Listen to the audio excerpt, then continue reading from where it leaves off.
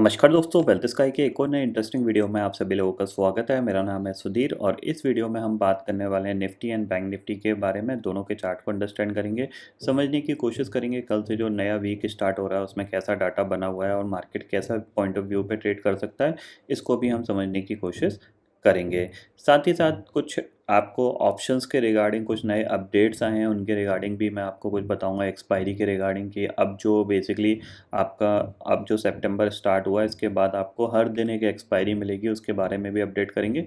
Plus हम सेबी का जो डिस्क्लोज़र आपका जो डिस्क्लेमर आता है, आप जब भी अपने ब्रोकर को लॉगिन करते हो तो आपको पता चलता है कि 9 आउट ऑफ 10 इंडिविजुअल ट्रेडर्स जो हैं वो इक्विटी और फ्यूचर्स में यानी डेरिवेटिव में लॉस में हैं।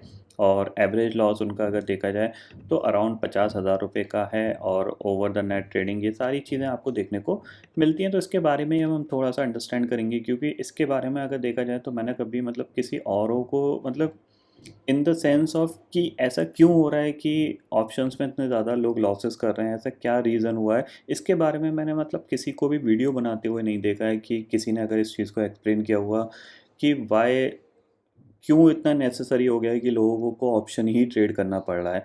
और बिकॉज ऑप्शन एक हाई रिस्क इंस्ट्रूमेंट है और यहाँ पे कैपिटल ज़ीरो होती है, तो यहाँ पे क्या है कि आपको ऑलमोस्ट नेगेटिव सम गेम है, क्योंकि अगर आप ट्रांजेक्शन कॉस्ट लगाते हो, ब्रोकरेज वगैरह ये सारी निकालते हो, तो अल्टीमेटली आप नेगेटिव सम गेम है ये। यहाँ पे आपको प्रॉफिट मिलने के चांसेस बहुत कम होते हैं, आपके जाने के चांसेस बहुत हाई होते हैं। तो कह सकते हैं एक सबसे हाईएस्ट रिस्की इंस्ट्रूमेंट है स्टॉक मार्केट का। तो इस पे भी हम थोड़ा सा डिस्कस करेंगे, तो वीडियो को स्टार्ट करते हैं। तो देखो, सबसे पहली चीज़ है ऑप्शंस में अगर हम एक्सपायरी की बात करें तो जाहिर सी बात है, अब आपको पता है कि अ, अब हर एक दिन आपको एक एक्सपायरी है। यानी आपकी मंडे आपकी मिड कैप निफ्टी की एक्सपायरी है, ट्यूसडे आपकी फिन निफ्टी की एक्सपायरी है। जो बैंक निफ्टी की एक्सपायरी थर्सडे को होती थी वो अब क्या हो गई है, वेनसडे को शिफ्ट हो गई है। यानी आपकी जितनी भी वीकली एक्सपायरी होंगी बैंक निफ्टी की, वो सारी वेनसडे को होंगी, और जो मंथली वाली एक्सपायरी है वो थर्सडे को ही होगी निफ्टी के साथ में। ठीक है, फिर थर्सडे की जो वीकली एक्सपायरी है वो निफ्टी की रहेगी, और फ्राइडे आपको पता है सेंसेक्स और बैंकिंग जो बेसिकली बीएससी के डेरिवेटिव है उनकी एक्सपायरी रहेगी। यानी 5 ट्रेडिंग सेशन 5 एक्सपायरी। मंडे आपकी mid cap Nifty, Tuesday fin Nifty, Wednesday bank Nifty, आपका थर्सडे आपका निफ्टी, और फ्राइडे आपका सेंसेक्स और बैंकिंग इंडेक्स जो इनका बीएससी का है उनकी एक्सपायरी है। अब यहाँ पे एक रिसेंटली एक पोस्ट आता है एनएससी की तरफ से कि वो अपने ब्रोकर हाउस से ये पूछ रहे हैं कि भैया इतने ऑप्शंस में वॉल्यूम कैसे बढ़ रहे हैं। समझ रहे हैं, इतने ऑप्शन में वॉल्यूम कैसे मतलब चोर ये जाके पूछ रहा है कि चोरी कैसे हो रही है। समझ रहे हैं, अरे भाई, जब आप जाहिर सी बात है आपने इतने सारे इंडेक्स थे, हर इंडेक्स का आपने वीकली कॉन्ट्रैक्ट लिया है, वो वीकली कॉन्ट्रैक्ट आपको हमेशा जाहिर सी बात है उसमें आपका वॉल्यूम इंक्रीज हो गई होगा। भाई जाहिर सी बात है, आज से 5 साल पहले सिर्फ मंथली कॉन्ट्रैक्ट होते थे, तो ऑप्शन सिर्फ हेजिंग के लिए यूज़ होते थे, कोई ट्रेडिंग के लिए यूज़ होते ही नहीं थे। अब राइट नाउ क्या है सिचुएशन कि हर एक इंडेक्स ऑप्शन में ट्रेड हो रहा है, ऑप्शन में वीकली ऑप्शन आ गया, तो अपने आप वॉल्यूम इंक्रीज होंगे।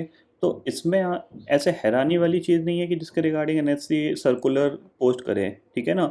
और इसमें जो सबसे बड़ा रोल हुआ है अगर मैं बताऊं, तो ये जो महारथी हैं सेबी के, ठीक है ना, जिनको एक्चुअल में ट्रेडिंग के बारे में या मार्केट के अंदर ट्रेडिंग साइकोलॉजी किस तरीके से काम कर रही है उसके बारे में शायद ही इनको कुछ पता होगा का मेरे हिसाब से। क्यों? क्योंकि इन्होंने डिस्क्लेमर तो डाल दिया 9 आउट ऑफ 10 इंडिविजुअली जो ऑप्शन सेगमेंट में लॉस कर रहे हैं, बट एक्चुअल में अगर ये स्टडी अगर प्रॉपर करी जाए ना, ये जो 9 में से 10 है ना, तो 6 लोग ऐसे होंगे जिसको स्टॉक मार्केट का एस भी नहीं पता होगा। ठीक है ना, कि स्टॉक मार्केट में एस क्या होता है, ठीक है ना। तो जाहिर सी बात है, जिस बंदे को पता ही नहीं है मार्केट किस तरीके से काम करता है तो वो लॉस करेगा। 6 क्या, मैं तो बोलता हूँ 7 ही होंगे, ठीक है। सिर्फ 2 ही ऐसे होंगे जो बोल सकते हैं कि हाँ ठीक है, मुझे फ्यूचर पता है, ऑप्शन पता है, मेरे को स्टॉक पता है, ऑप्शन प्रीमियम क्या होता है ये मुझे पता है। बाकी तो 7 तो ऐसे ही होंगे जिनको कुछ पता ही नहीं होगा, ठीक है ना। बिकॉज स्टॉक मार्केट में एंट्री करने के लिए कोई एंट्री बैरियर नहीं है। जाहिर सी बात है, जैसे कोई डॉक्टर बनता है ना, तो उसके लिए जाहिर सी बात है 7 साल वो अपनी एमबीबीएस कंप्लीट करेगा, उसके बाद हायर डिग्री प्रैक्टिस करेगा, फिर जाके वो प्रॉपर डॉक्टर कहलाया जाता है। बट स्टॉक मार्केट में ऐसा कोई एंट्री बैरियर है ही नहीं, कोई मिनिमम क्वालिफिकेशन है ही नहीं। यहाँ पे तो जो भी आता है बंदा अकाउंट खोलो, ट्रेड करना स्टार्ट कर दो। तो जाहिर सी बात है कि आपको ये जो नंबर है रिस्क वाला, बेसिकली जो लॉसेस वाला नंबर है, वो हमेशा हाई ही मिलेगा। ये कभी ज़िंदगी में कम नहीं हो सकता, कभी ज़िंदगी में। मतलब ऐसा कोई भी मार्केट का सिनेरियो नहीं आ सकता जिसमें लोग बोलें कि 10 में से 5 लोग प्रॉफिटेबल हैं, 5 ही लॉस कर रहे हैं, कभी नहीं आ सकता। बिकॉज़ ये जो 9 वाला नंबर है ये हमेशा ही बढ़ता रहेगा, समझ रहे हो? क्योंकि जैसे-जैसे पॉपुलेशन बढ़ेगी, लोगों की इनकम बढ़ेगी, they will try to the stock market, और अल्टीमेटली क्या है, उनको नॉलेज है नहीं तो लॉस करेंगे ही करेंगे। दु ठीक है? तो ये एक सिंपल सी चीज़ ये है कि आप जो भी लोग ऐसा क्यों, ये पॉइंट मैं आपको इसलिए बता रहा हूँ, देखो मैं ये पॉइंट नॉर्मली मैं इस टाइप की वीडियोस नहीं बनाता हूँ। ये पॉइंट बेसिकली बनाने का जो मेरा कांसेप्ट था वो ये था कि कल क्या हुआ मेरे साथ, एक इंसिडेंट हुआ कि बेसिकली एक पेरेंट्स आए थे मेरे पास जो मतलब मेरे कॉलोनी में ही रहते हैं, मेरी सोसाइटीज़ में ही रहते हैं। तो उन लोगों ने मतलब मेरे से डिस्कस किया था, उनके बच्चों ने अभी रिसेंटली 12th पास किया है उनके, मतलब एक ने 11th पास किया है, एक ने 12th पास किया है। तो वो चाहते थे कि उनके बच्चे as a trading as a career को चूज़ करने की कोशिश करें। वो उनको चाहते हैं कि सीए वगैरह बने, but as a trading as a career को चूज़ करने की कोशिश करें। तो वो मुझसे डिस्कस करने आए थे क्या ठीक है क्या नहीं है, ये जो बेसिकली रिस्क डिस्क्लोजर वगैरह है, ये सब चीज़ें उन्होंने भी पढ़ी हैं। फिर वो आके मुझसे सजेशन लेना चाह रहे थे। तो मैंने उनको यही सजेशन दिया है कि बिकॉज कोई एंट्री बैरियर नहीं है तो ये नंबर कोई एक्चुअल में करेक्ट नहीं है, क्योंकि ये नंबर ऐसे कैसे आप करेक्ट मान सकते हो, क्योंकि जब कोई रिस्क, जाहिर सी बात है, मान लीजिए अगर मैं बोलूँ कि मेडिकल फील्ड में एमबीबीएस कंपलसरी है ही नहीं, कोई भी जाके डॉक्टर बन सकता है, तो चांसेस वेरी हाई कि 10 में से 9 ही डॉक्टर फेल होंगे, वो कोई ट्रीटमेंट नहीं कर सकते, एक ही सक्सेसफुल होगा। तो सेम चीज़ ट्रेडिंग है, कोई भी प्रोफेशन हो, चाहे वो इंजीनियरिंग हो, चाहे वो आईटी हो, कुछ भी हो, हर में एक मिनिमम क्वालिफिकेशन रहती है, उसके बाद ही जाके बंदा वो काम करता है। बट स्टॉक मार्केट में ऐसा कोई मिनिमम क्वालिफिकेशन है ही नहीं, या मिनिमम कोई एंट्री बैरियर नहीं है जिसके बेसिस पे वो ये समझ सके कि आखिर मेरा रिस्क किस चीज़ का होता है। तो उसके लॉस करने के चांसेस बहुत हाई ही हैं, 99% वो लॉस करेगा ही करेगा। तो ये चीज़ होती है। जो लोग सर्वाइव करते हैं 2 साल 3 साल बाद, तो 4 साल बाद वही 1% रह जाते हैं, क्योंकि ज़्यादातर लोग सर्वाइव नहीं कर पाते। ग्रीड इतना हाई होता है कि भैया 50,000 लेके जाएंगे, 1 महीने 2 महीने में 10-15 लाख रुपए कमा लेंगे। तो ग्रीड इतना हाई है, तो ज़्यादा से ज़्यादा कितना 6 महीने सर्वाइव कर पाते हैं। 6 महीने भी नहीं सर्वाइव कर पाते, 2 महीने 3 महीने 4 महीने में ही वो वापस चले जाते हैं। ठीक है ना? दूसरी चीज़ आती है कि ये तो चलो रिस्क का पार्ट हुआ। अब अल्टीमेटली क्या आता है कि आखिर लोग ऑप्शन को ही क्यों पिक कर रहे हैं, कि ज़्यादातर लोग ऑप्शन की साइड ही क्यों मूव हुए। देखो सिंपल सी चीज़ है, अगर आप देखोगे तो 2020 से पहले जो मार्जिन था ना वो बहुत अच्छा मिलता था। इवन बहुत सारे ब्रोकर जैसे एलिस ब्लू हो गया आपका, और आपका कोटक हो गया, इनमें क्या था, जो मार्जिन था ना वो इतना ज़्यादा था कि लोग फ्यूचर भी 8 से 9 हज़ार रुपये में आप बाय कर सकते थे। मतलब 8 से 9 हज़ार रुपये में भी आपको इंट्राडे में फ्यूचर में ट्रेड करने को मिल जाता था। अब सेबी में जो लोग टॉप पे बैठे हैं वो इतने स्मार्ट थे, उन्होंने कहा कि भैया कि जो मार्जिन मिल रहा है उससे लोगों को बहुत ज़्यादा लॉसेस हो रहा है, मार्जिन हटा दो। तो उन्होंने पूरा मार्जिन हटा दिया। यानी जो फ्यूचर 8 से 9 हज़ार रुपये में बंदा इंट्राडे में ट्रेड कर लेता था, अब वही फ्यूचर ट्रेड करने के लिए उसको कितने रुपए चाहिए, लाख रुपए चाहिए, जाहिर सी बात है। अब लाख रुपए ज़्यादातर लोगों के पास है ही नहीं। तो जब लोगों के पास पैसे ही नहीं है, मतलब उनके पास कोई ऑप्शन ही नहीं बचा कुछ और ट्रेड करने का, तो वो बेचारे करेंगे क्या? अल्टीमेटली ऑप्शन ही ट्रेड करेंगे। तो बेसिकली सेबी ने क्या किया है, एक इनडायरेक्टली बेनिफिट ब्रोकर हाउस को प्रोवाइड किया है, मार्जिन को हटा के। और अब तो बेसिकली नए नए रूल हैं कि अगर आपको प्रॉफिट मिलेगा तो वो नेक्स्ट डे आपको मिलेगा, लॉस होगा तो तुरंत काट लिया जाएगा।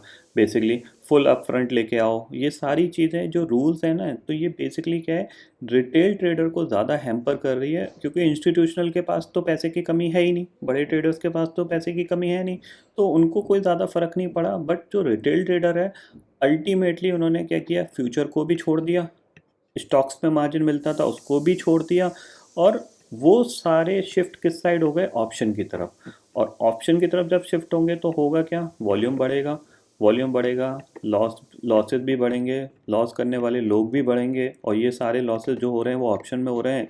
तो जाहिर सी बात है ऑप्शन सेगमेंट को भी यहाँ पे क्या किया जा रहा है, बदनाम किया जा रहा है कि हाँ भैया ऑप्शन ही ख़राब है। ठीक है ना? जब आप लोगों के लिए कोई ऑप्शन छोड़ोगे नहीं तो बेचारे मजबूरी में ऑप्शन ही तो करेंगे।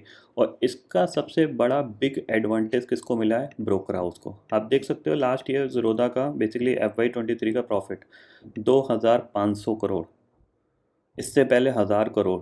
तो 2,500 करोड़ का अगर आप देख रहे हो प्रॉफिट यहाँ पे, तो ज़ीरोधा अगर जब 2,500 करोड़ का प्रॉफिट जनरेट कर रहा है तो क्यों कर रहा है? क्योंकि जाहिर सी बात है इनकी इनकम किससे होती है? ब्रोकरेज से होती है, और ऑप्शन में ब्रोकरेज रॉकेट की तरह जनरेट होती है। ध्यान रखना, रॉकेट की तरह जनरेट होती है। क्यों? क्योंकि ऑप्शन में क्या है, टाइम वैल्यू है। इंसान ज़्यादा देर होल्ड नहीं कर सकता, तो उसको जल्दी बाय करना पड़ता है, जल्दी सेल करना पड़ता है, जल्दी बाय करना पड़ता है, जल्दी सेल करना, मतलब जल्दी जल्दी उसको अपनी ट्रेड डाल के प्रॉफिट कमाना पड़ता है, जिसकी वजह से जो प्रॉफिट है वो ब्रोकर हाउस के बहुत तेज़ी से जंप कर रहे हैं। तो इसीलिए आप देख रहे हो, ये अगर आप फिगर्स अगर आप पहले कंपेयर करोगे तो पहले मैंने कभी नहीं देखा कि इतने बड़े बड़े प्रॉफिट कोई ब्रोकिंग कंपनी शो कर रही है। बट राइट नाउ ये सिचुएशन है, क्योंकि ये सिचुएशन 2021, 22, 23 में तेज़ी से ग्रो हुई है, क्योंकि इससे पहले फ्यूचर्स में मार्जिन मिलता था, वो सफिशिएंट मार्जिन मिलता था, उसके अंदर वॉल्यूम इतने ज़्यादा हो नहीं सकते, क्योंकि जाहिर सी बात है, let us suppose for example आपको इंट्राडे में मान लो आपको लगता है निफ्टी ऊपर जा सकता है, ठीक है, आपको लगा यहाँ से कि निफ्टी ने क्या किया है कि 19,300 को क्रॉस किया, मैं निफ्टी को बाय करूँगा, ठीक है, तो आपने एक फ्यूचर यहाँ पे बाय किया, मान लो स्टॉप लॉस आपने 19,250 का लगा दिया और टारगेट आपने 19,350 का लगा दिया। अब इसके बीच में मार्केट ने इतना टाइम पास किया तो आपकी ट्रेड एक ही रहेगी। क्यों? क्योंकि एक स्टॉप लॉस है, एक टारगेट है। बट ऑप्शन में क्या है कि जैसे ही ये मूवमेंट होगा आपका ऑप्शन 4-5 रुपये भाग जाएगा, आप उसमें से प्रॉफिट कर लोगे, प्रॉफिट निकाल लोगे। जैसे ही वो थोड़ा सा रिट्रेस करेगा, हो सकता है दोबारा एंट्री करो कि अभी मेरा टारगेट नहीं हुआ है। तो ऑप्शन में जब तक यहाँ से लेके यहाँ तक मार्केट जाएगा, आप तब तक कम से कम 20 से 30 ट्रेड कर चुके होंगे, जो कि फ्यूचर में सिर्फ एक ही होगी। तो जाहिर सी बात है, जब आप 30 ट्रेड करोगे तो 30 इंटू 20 कर लो, 600 रुपये ब्रोकरेज जनरेट हुई ज़ीरोधा के लिए। और वही चीज़ यहाँ पे अगर फ्यूचर में देखा जाए तो वो 20 रुपये जनरेट हुई, बाय सेल पे 40 हुई। सिंपल सी चीज़ है, मैंने तो वन साइडेड कैलकुलेट करी है। तो this is the huge difference जो ज़्यादातर लोग ऑप्शंस में स्विच हो रहे हैं, या फिर जो ब्रोकर हाउस के प्रॉफिट इतने बड़े जनरेट हो रहे हैं, इसके पीछे सेबी का ही मेन रोल रहा है। क्योंकि सेबी में बेसिकली जो टॉप मैनेजमेंट में लोग बैठे हैं, जो रूल रेगुलेशन बनाते हैं, मेरे हिसाब से उनको कोई ज़्यादा समझ नहीं है ट्रेडिंग वगैरह की। उनको सिर्फ ये पता है कि इंडस्ट्री कैसे काम करती है, मतलब वो बुक की जो किताब की भाषा है वो ज़्यादा पता है, बट ग्राउंड लेवल पे कैसे काम किया जा रहा है उसके बारे में उनको ज़्यादा नॉलेज नहीं है मेरे हिसाब से। मैं ये मान के चल सकता हूँ। और लेडीज़ हैं, जाहिर सी बात है, चेयरपर्सन, तो लेडीज़ हो गए तो दिमाग तो वैसे ही ख़राब होते हैं उनको उनको उनको पता है ना, छोटी मोटी पावर उनको दे दी जाए तो वो अपने आप को बहुत अलग ही लेवल पे सोचते हैं। तो बेसिकली ये सारी सिचुएशन ऐसी है कि जिसमें ये इंडस्ट्री जो है वो पूरी तरीके से कह सकते हैं बदनाम है, ठीक है ना। और ये कभी भी इम्प्रूवमेंट इसमें आ नहीं सकता, क्योंकि इम्प्रूवमेंट तभी आएगा जब रिटेल ट्रेडर के बारे में सोचा जाएगा, और अल्टीमेटली रिटेल ट्रेडर के बारे में कुछ सोचा ही नहीं जा रहा है। उनको रूल्स और रेगुलेशन के नाम पे सिर्फ एक ऐसा पाथ दिखा दिया जाता है जिस पाथ पे सिर्फ उनको बर्बादी होना है, ठीक है ना। अगर यहाँ पे अगर सेबी को कुछ एक्शन लेना है तो मेरे हिसाब से उनको सबसे अच्छी चीज़ क्या है कि थोड़ा सा मार्जिन उनको फ्यूचर्स वगैरह में इंक्रीज़ करना चाहिए, ताकि लोग फ्यूचर कर सकें। अभी क्या है, 1 लाख 1.5 लाख रख के कौन अकाउंट में ट्रेड कर पाएगा? भाई सिंपल सी चीज़ है, 1 लाख 1.5 लाख रुपए रख के अगर कोई फ्यूचर को काम करने चाहेगा, उसमें भी उसके 50 हैं कि भैया पीक मार्जिन नहीं होना चाहिए, शॉर्टफॉल मार्जिन नहीं आना चाहिए, दुनिया भर की पेनल्टी लगा रखी हैं। तो ये पेनल्टियाँ किस पे लगेंगी? बड़े ब्रोकर हाउस पे, जिसके पास कमी नहीं है पैसे की। जाहिर सी बात है, ये पेनल्टियाँ छोटे मोटे लोगों पे लगेगी जिनके पास लिमिटेड पैसा है। तो ये चीज़ है। तो ये पॉइंट ऑफ व्यू का एंगल किसी ने कभी कोई डिस्कस नहीं किया, मतलब वीडियो भी नहीं बनाया इसके रिगार्डिंग कि लोग क्यों ऑप्शंस कर रहे हैं, क्यों ऐसी ज़रूरत पड़ गई है लोगों को ऑप्शन ही करें। वो फ्यूचर ट्रेड कर सकते हैं, वो इक्विटी ट्रेड कर सकते हैं। अब इक्विटी में मार्जिन नहीं मिलता, एक टाइम ऐसा था 80x तक मार्जिन मिलता था, मतलब आप लिटरली 5,000 रुपये से 5 लाख की ट्रेड डाल लेते थे। तो वो मार्जिन का बेनिफिट छोटे लोगों को मिलता था, जो समझदार होते थे वो इक्विटी में ट्रेड करते थे भाई। तो ये जो सिचुएशन है पूरी इस तरीके से जनरेट हुई है, और अल्टीमेटली इस सिचुएशन का कोई सॉल्यूशन नहीं है। अगर सेबी ये सोचे कि ये डिस्क्लोजर देने के बाद लोग ट्रेड नहीं करेंगे, लोग करेंगे, क्योंकि trading is just like a drugs. Drugs तब भी आपको कह सकते हैं, अगर आप उसका कोई सॉल्यूशन ढूंढो तो निकाल सकते हो ड्रग्स का, ठीक है ना। ड्रग्स, कोकीन, जितने भी नशे वाली चीज़ें उनका सॉल्यूशन निकाल सकते हो, बट ट्रेडिंग एक ऐसा नशा है जिसका सॉल्यूशन कभी ज़िंदगी में नहीं निकल सकता। इंसान सब कुछ बेच के भी ट्रेडिंग करने ज़रूर आएगा, ठीक है ना। उसके बाद पैसे आएंगे, वो ट्रेडिंग करने ज़रूर आएगा। तो ट्रेडिंग का कोई सॉल्यूशन नहीं है। तो ट्रेडिंग का जो मेन सॉल्यूशन है वो यही है कि जितने भी इंस्ट्रूमेंट हैं आप उनको सबके लिए इस तरीके से बनाओ कि हर कोई बंदा अपने अकॉर्डिंग रिस्क के हिसाब से उन इंस्ट्रूमेंट में ट्रेड कर सके। ऐसा ना हो कि वो सारे इंस्ट्रूमेंट में से मान ले नॉर्मली 3 ही इंस्ट्रूमेंट है आपका, इक्विटी, फ्यूचर और ऑप्शंस, सिंपल सी चीज़ है। तो आपको जो इक्विटी और फ्यूचर है, इसमें ऐसा पॉइंट ऑफ व्यू लाना चाहिए जहाँ पे कि मार्जिन इंक्रीज़ किया जाए, ताकि लोग इजीली 10, 15, 20,000, 50,000 रुपये अकाउंट में डाल के इनमें ट्रेड कर सकें, उनको मजबूरन जाके ऑप्शन ना खरीदना पड़े। ये चीज़ है। मैंने बहुत सारे अपने ऐसे जो मेरे फ्रेंड्स थे या ऐसे जो मेरे साथ जुड़े हुए हैं, बेचारे 2020 के बाद जो 2020 से पहले फ्यूचर्स करते थे, आज के टाइम में वो बेचारे ऑप्शन कर रहे हैं। क्यों? बिकॉज फ्यूचर करने जाएंगे, एक लॉट खरीद पाएंगे 1.5 लाख में। अब एटलीस्ट 10 लॉट खरीदने हैं तो 10 लाख रुपए चाहिए। अब 10 लाख रुपए तो किसी के पास है नहीं, उतना बड़ा अमाउंट डाल के ट्रेड करने का कोई बेनिफिट भी नहीं है। भाई जाहिर सी बात है, रिस्क उसमें कहीं ना कहीं रिस्क तो इन्वॉल्व है ही ना। अब वो मजबूरन ऑप्शन कर रहे हैं। जब ऑप्शन कर रहे हैं तो जाहिर सी बात है, ऑप्शन का जो रिस्क है वो हाई है। तो इसीलिए ऑप्शन में पैसा कमाना थोड़ा सा मुश्किल है। और सेबी ने, कह सकते हैं, अपने जो रूल रेगुलेशंस के नाम पे जो चीज़ थोपी गई है रिटेल ट्रेडर के हिसाब से, वो अल्टीमेटली उनके बेनिफिट के लिए नहीं है। ठीक है ना? जैसे ये मार्जिन रिड्यूस, मार्जिन हर एक, कह सकते हैं, हर एक देश के स्टॉक मार्केट में मार्जिन मिलता है लोगों को, खूब सफिशिएंट मिलता है। ठीक है ना? एक हमारा ही ऐसा मार्केट है जिसमें सबसे ज़्यादा टैक्सेशन है। ठीक है ना? सबसे कम रिटेल ट्रेडर के लिए बेनिफिशियल चीज़ें हैं यहाँ पे। और टैक्सेस के नाम पे तो आपको पता ही है, अभी एसटीटी जंप कर दी गई भाई। जबकि चाइनीज़ मार्केट ने अपनी एसटीटी घटा दी, मतलब ऑलमोस्ट उन्होंने डेरिवेटिव में एसटीटी ज़ीरो कर दी है, ताकि उनके मार्केट को बूस्टअप मिल सके। और हमारा मार्केट क्या है? बिकॉज यहाँ पे लोग ज़्यादा ट्रेड कर रहे हैं, तो गवर्नमेंट भी अपने नोट छाप रही है, सेबी भी अपना पैसा छाप रही है ना। हर दिन आप टैक्स देते हो ना सेबी का। नॉर्मली जब आप 10,000 की ट्रेड करते हो तो 2 से 3 रुपये सेबी को मिलते हैं। तो आप देख लो पर डे का ट्रेड कितना होता है भाई। 3 लाख करोड़ का वॉल्यूम होता है, 4 लाख करोड़ का वॉल्यूम होता है एक एक्सचेंज का। तो आप देख लो कितना कमा रहे हैं। तो वो चीज़ इंपॉर्टेंट है। तो वीडियो थोड़ा सा लंबा हो गया है, लेकिन ये वीडियो बेसिकली बनाने का जो मेन मोटिव था, क्योंकि देखो ज़्यादातर लोग मेरे को देखते नहीं हैं। ठीक है ना? जो भी 1000-1500 लोग देखते हैं, उन लोगों को ये चीज़ बतानी है कि आप ऐसा मत सोचो कि ट्रेडिंग एक ख़राब कैरियर है। ट्रेडिंग एक बहुत अच्छा कैरियर है, but because of rule regulation के चलते यहाँ पे क्या है कि थोड़ा सा, जो एक कह सकते हैं कि एक जो प्रोडक्ट्स होते हैं रिटेल ट्रेडर के लिए, ट्रेडिंग के लिए, वो बहुत कम हो गए हैं।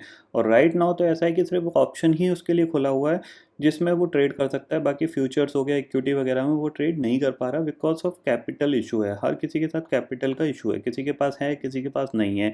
ठीक है ना? और ज़्यादातर लोग मार्केट में पैसा कमाने के लिए आते हैं, जिनके पास होते हैं वो कभी नहीं आते हैं। ठीक है ना? तो वो चीज़ है, जब है ही नहीं किसी के पास, तो वो मार्केट में पैसे कमाने के लिए आ रहा है, तो कहीं ना कहीं से अरेंज करके ला रहा है। तो जब उसके पास सबसे हाईएस्ट रिस्की इंस्ट्रूमेंट में ही ट्रेड करने का ऑप्शन बचा हुआ है, तो बेचारे को लॉस ही होगा। वो कुछ नहीं कर सकता इसमें, क्योंकि उसको चीज़ों को समझने में मार्केट में टाइम लगता है। 2 साल 3 साल देना पड़ता है मार्केट को, लेकिन 2-3 साल कोई सर्वाइव कर नहीं सकता। जाहिर सी बात है।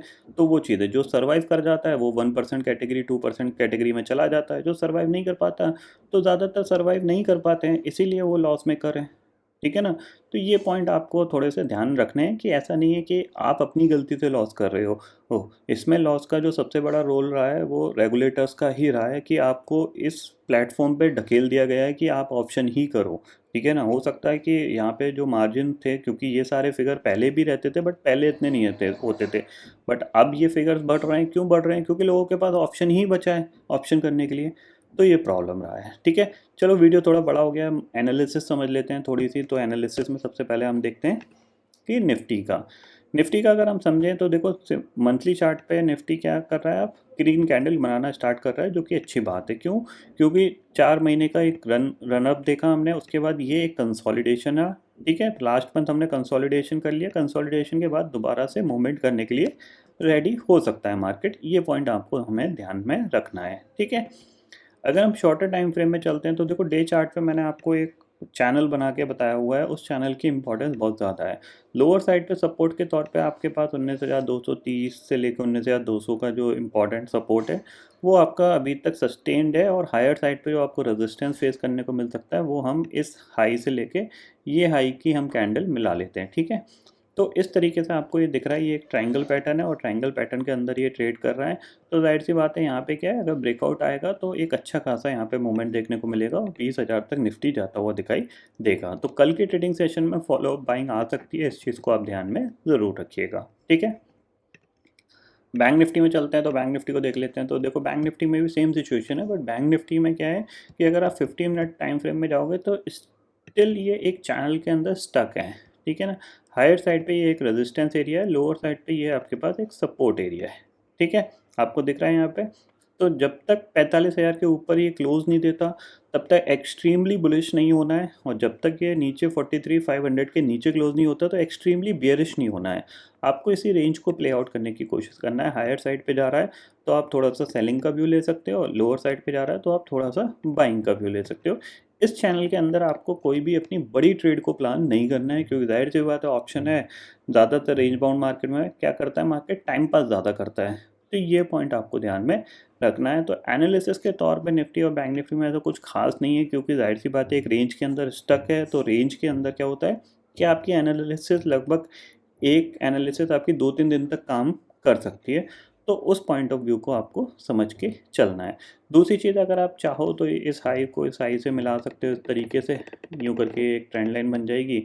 तो जाहिर सी बात है यहाँ पे इसने रेजिस्टेंस फेस किया है, तो अगर ये इसको ऊपर निकालता है तो फिर एक मोमेंटम बन सकता है, नहीं तो ये धीरे धीरे दोबारा से 44,000 की तरफ बढ़ सकता है।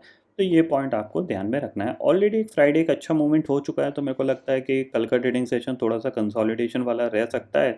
तो आप थोड़ा सा कम क्वांटिटी में ही काम करिएगा। जब तक आप ऑप्शन में काम कर रहे हो और आपको ऑप्शन की ज़्यादा समझ नहीं है तो आप 2-3 लॉट से ही करो, 1 लॉट 2 लॉट 3 लॉट, इससे ज़्यादा करने की ज़रूरत नहीं है। मतलब जो होता है ना कि 900 क्वांटिटी, बहुत से मैंने देखे हैं कि 900 क्वांटिटी से कम पंच ही नहीं करते हैं। तो उस टाइप की थिंकिंग मत रखो अगर आपको ऑप्शन की समझ नहीं है। अगर आपको समझ है तो अलग चीज़ है, ठीक है। तो ये पॉइंट आपको यहाँ पे समझ में आ गया, निफ्टी का यहाँ पे पॉइंट समझ में आ गया। जो मैंने आपको बताया कि वेडनेसडे को आपकी बैंक निफ्टी की एक्सपायरी शिफ्ट हो गई है, सेबी का जो डिस्क्लोज़र है इसमें क्या बेसिकली रूल, मतलब क्या आपको सीखने को मिल रहा है जब आप उसको देख रहे हो स्क्रीन पे, तो आपको क्या समझ आ रहा है, वो आपको अपना रिस्क समझना है।